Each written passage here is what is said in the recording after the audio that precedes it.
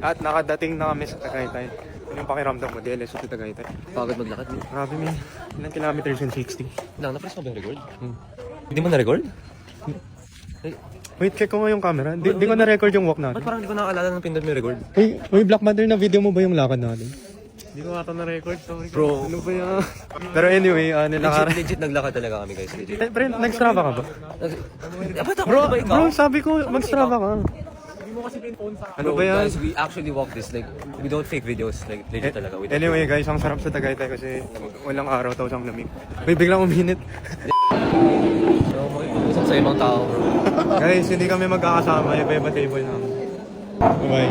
Uy! Ano ba yan? Wala akong kasama. Wala silang kasama. Tapos na kumain na ito, pero siya sinusulit mo.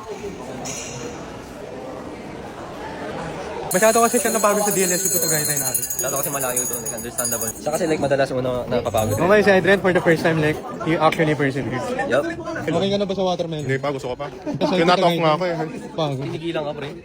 Ay, okay, tama na, boss. Oo. Okay, since pares-pares na sapatos, sa akin yung pinakamalumi. Ano may mark? Shout out to Kizix for these shoes, bro. Very comfortable, very nice. Very demure. Excuse me, why is there no escalator? Because you need exercise.